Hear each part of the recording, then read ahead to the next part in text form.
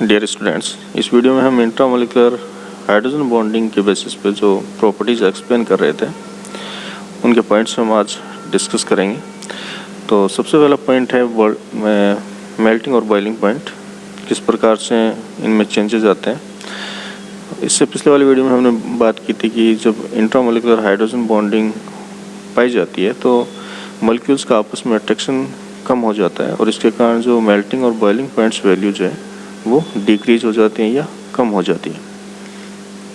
यहाँ पर हम फॉर एग्जांपल यदि बात करें तो ऑर्थोक्लोरोफिनॉल, मेटाक्लोरोफिनॉल, पैराक्लोरोफिनॉल जो आइसोमर्स नहीं है, इनको हम जब कंपेयर करते हैं इनके मेल्टिंग पॉइंट या बॉइलिंग पॉइंट के आधार पर, तो यहाँ पर बॉइलिंग पॉइंट की बात की गई है।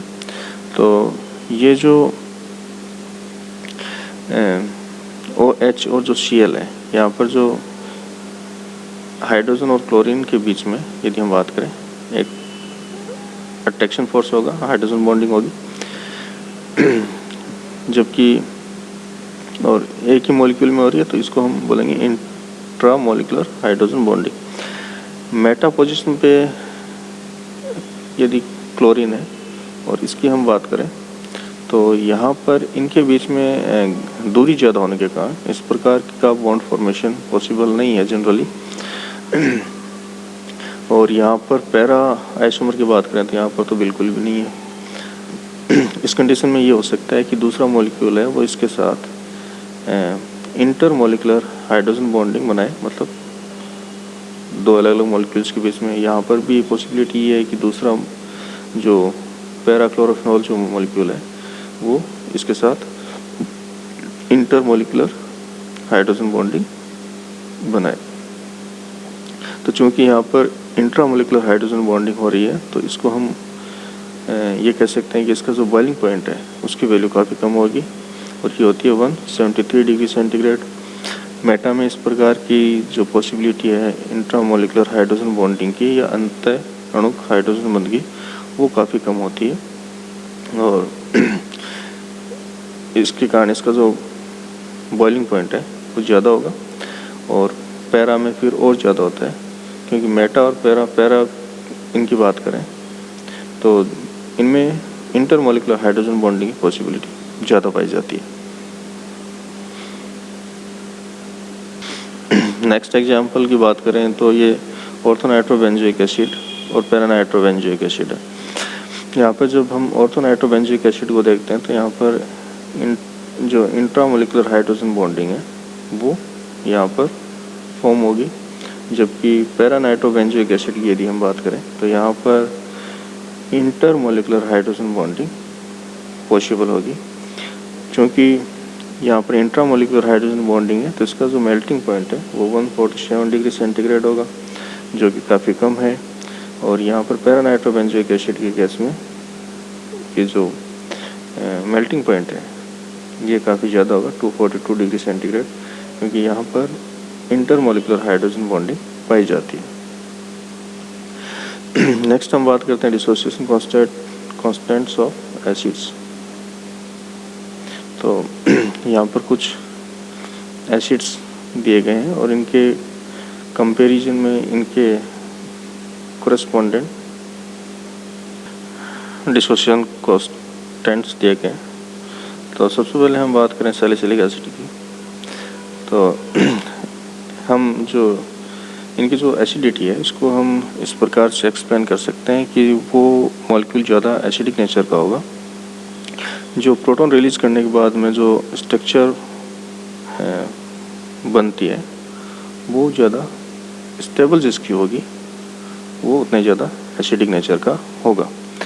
तो यहाँ पर हम देखते हैं कि जो डिसोसिएशन कांस्टेंट वैल्यू है वो सैलिसिलिक एसिड के लिए सबसे ज़्यादा है, उसके बाद में मेटा हाइड्रोक्सीबेंजोइक एसिड के लिए, उसके बाद में पैरा हाइड्रोक्सीबेंजोइक एसिड के लिए सबसे कम है।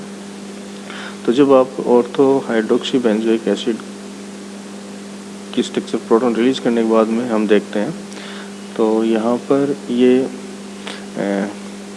जो इंट्रामोलिकुलर हाइड्रोजन बॉन्डिंग है इसके कारण ये स्टेबल हो जाता है और इसी वजह से ये जो सैलिसिलिक एसिड है, ये ज़्यादा एसिडिक नेचर का होता है compare to its isomer. Next हम बात करेंगे जो क्लोरल हाइड्रेट होता है, जिसमें एक कार्बन एटम पर 2 हाइड्रोक्सी ग्रुप बॉन्डेड होते हैं।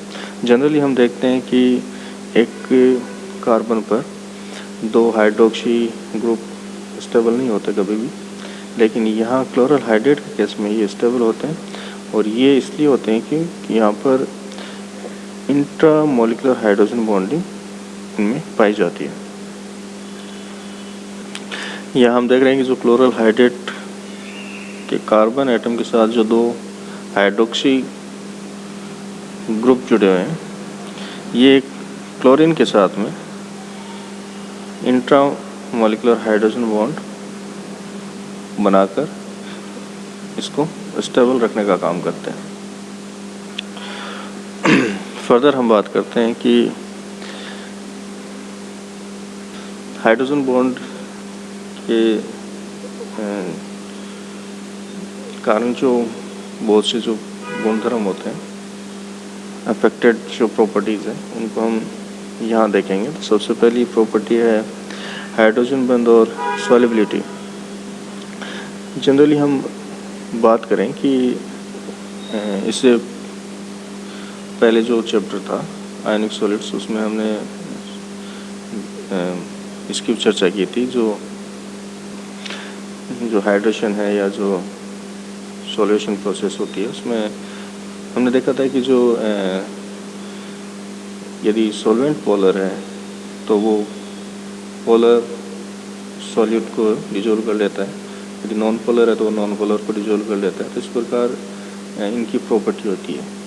लेकिन यहाँ पर हम देखते हैं कि हाइड्रोजन जो बॉन्ड फॉर्मेशन होता है जो सॉल्यूट और सॉल्वेंट के बीच में, तो हम कह सकते हैं कि वहाँ पर वो उसमें घुलनशील होता है, उसमें विलयशील होता है।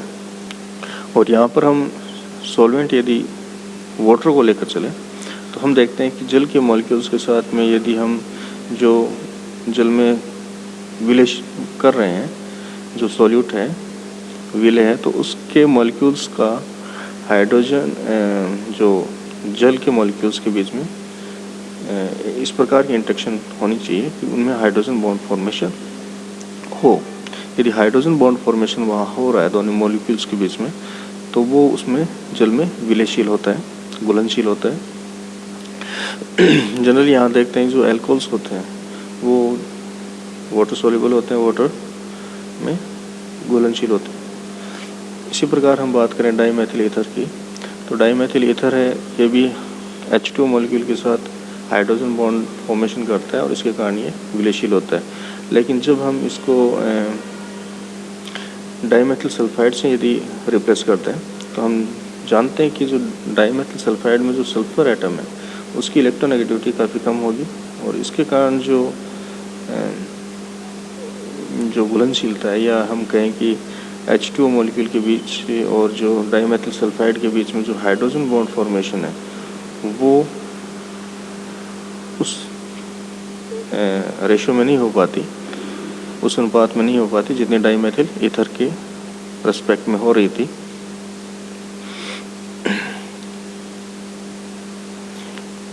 इसी कारण ये डाईमेथिल सल्फाइड होता है, ये जल में काफ़ी कम घुलनशील होता है। फर्दर हम बात करें बेंजीन की, तो बेंजीन और जल का कोई इंटरेक्शन नहीं होता हाइड्रोजन बॉन्ड फॉर्मेशन के लिए, तो इस प्रकार बेंजीन बिल्कुल भी घुलनशील नहीं होती जल में। लेकिन जब हम बात करते हैं पिरिडीन की, तो पिरिडीन में जो नाइट्रोजन एटम है उसमें और H2O के बीच में एक हाइड्रोजन बॉन्ड फॉर्म होता है, और इसके कारण ये घुलनशील होता है।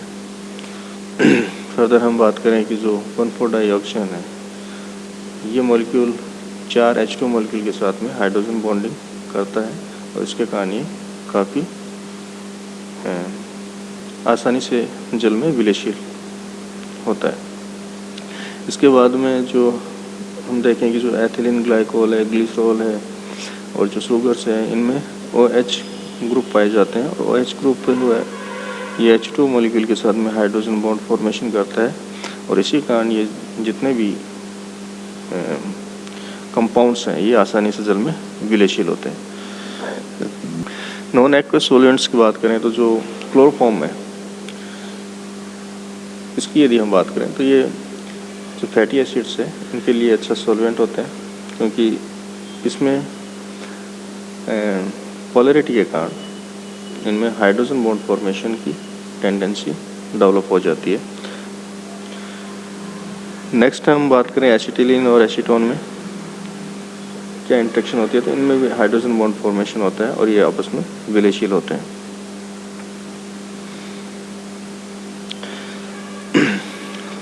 Thank you students.